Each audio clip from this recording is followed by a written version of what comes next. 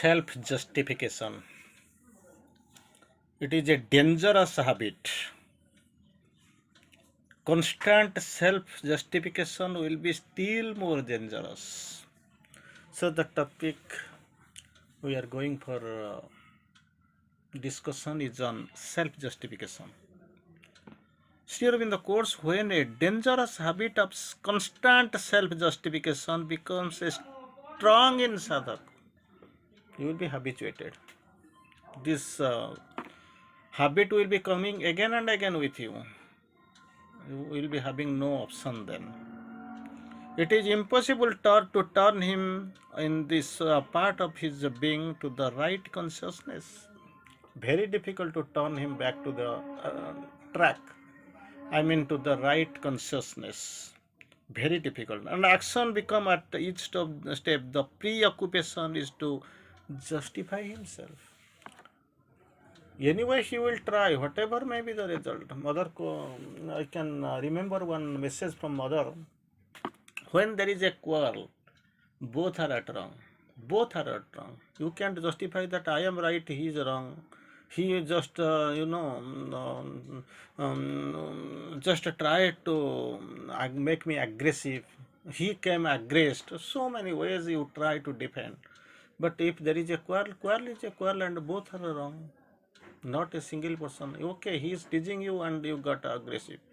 It's okay. Or vice versa. Does not matter. But thing is that aggression is aggression, quarrel is quarrel. You could have maintained the self-restraint instead of getting aggressive. That you could not do. And moreover, you are doing something, creating something you don't know, and justifying it that I am right. That self-justification is a dangerous. This constant self-aggression is still more dangerous. You want to justify yourself.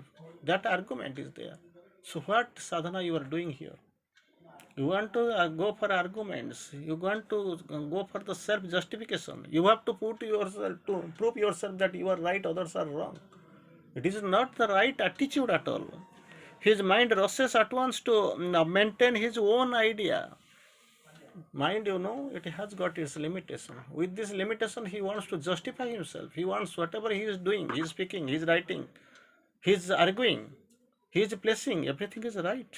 His own position, his own course of action. Three things.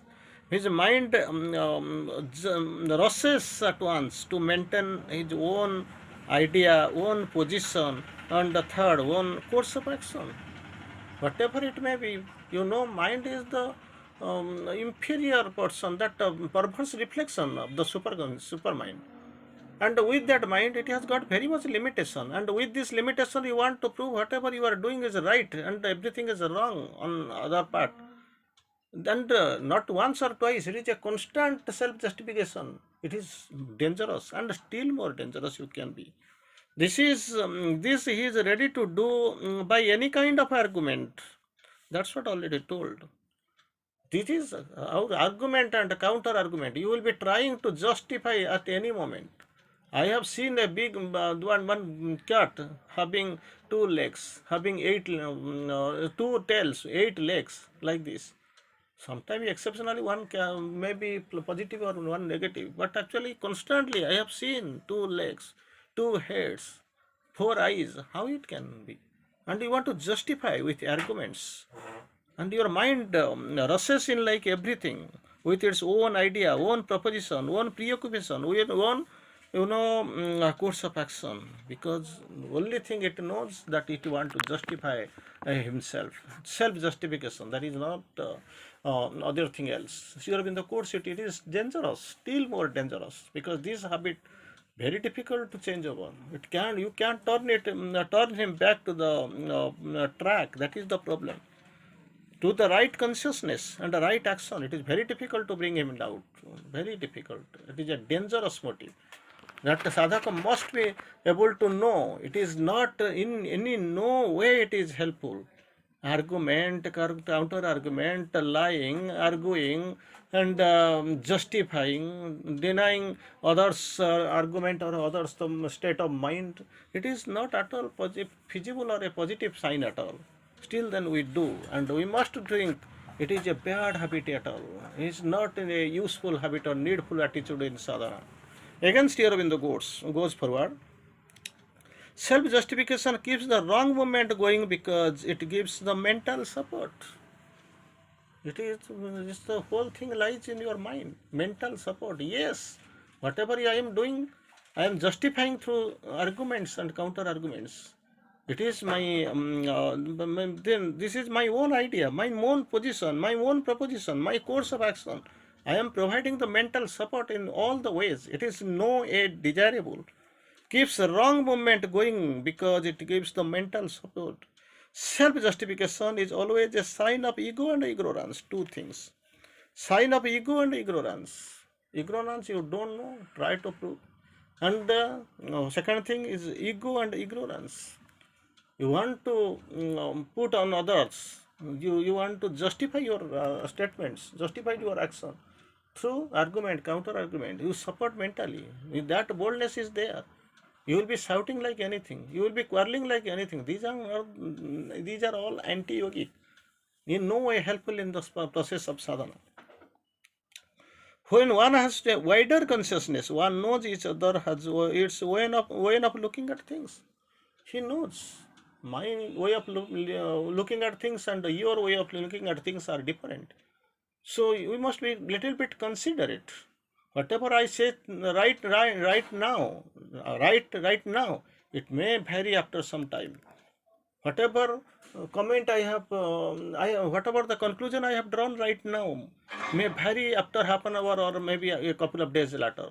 So you can say what I am saying is right. It may be right for you for this time. Under this particular time and space, you might be right. But after time, it is changing. And change is the law. Change is the rule. Change is the truth. It will be changing. There is no other go. So, and finds the way of own justification so that both quarrel among themselves. Both quarrel, believe themselves to be right. You think you are right, I think I am right. So there is a quarrel. Where really we want? Truth was only one way to be reached. Only one way to reach the truth. Infinity number are there to reach the falsehood. But thing is that both are quarreling that our assumption, our analysis, our conclusion, our research analysis, it is right. How can be? How can be? How it can be? You want to justify. That is self-justification. Now you are constantly quarreling among yourself. So it is only when one looks from above in a consciousness. Already that example I have given. 6 people they have gone to the blind people. They have gone to see the elephant, touching some part of this elephant, and they conclude like anything, and they feel they are correct. But the man who is having a very refreshed eye and standing upon a roof and looking and reading their conclusion, smiling, yes, you all are right in your calculation, your justification, but everything is totally wrong because I can see you are blind. I am in a higher consciousness, higher light, and higher force than that of you. And I know you are all wrong. Elephant in one place, and you are taking the conclusion, partial conclusion you are taking and justifying. You are going for the self-justification that you are right to the end. How it can be? How it can be? Impossible. So, consciousness, if one looks from above in a consciousness clear of ego, without ego, that one sees all sides of a thing and knows the real truth.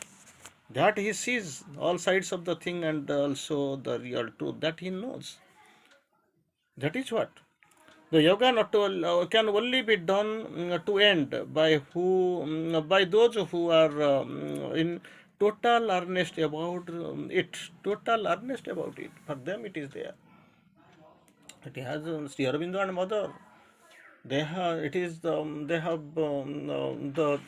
the integral yoga, but no fixed rules and regulation. Initial something was there, some discipline was there for the goodness of this sadhaka ashramites who were standing and sitting. Because of this so many hostile forces, invisible powers are moving here and there for them.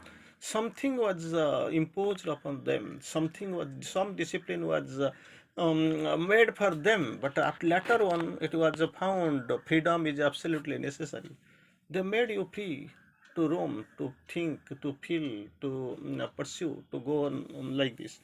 But thing is that you total earnest about it and are ready to abolish their little human ego.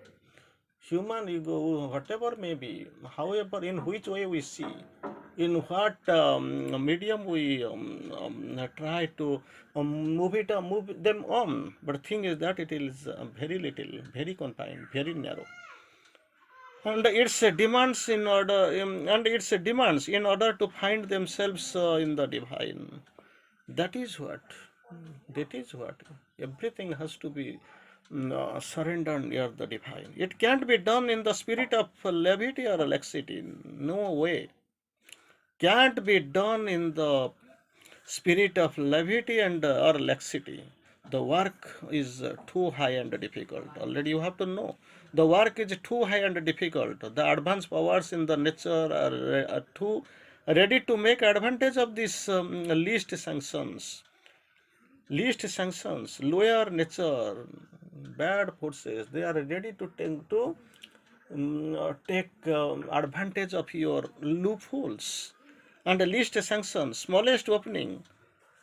So, at little your advantage of least sanction, smallest opening, aspiration and tapasya needed for the constant and needed too constant and intense for that. Simply going, it does not mean anything. What is the aim of your why you are doing some this sadhana? As long as the personal effort of the sadhak remains, as long as the lower nature is active, the personal effort of the sadhak remains necessary. Personal effort is necessary because lower nature is active to oppress, to surpass, to overcome them. It is required.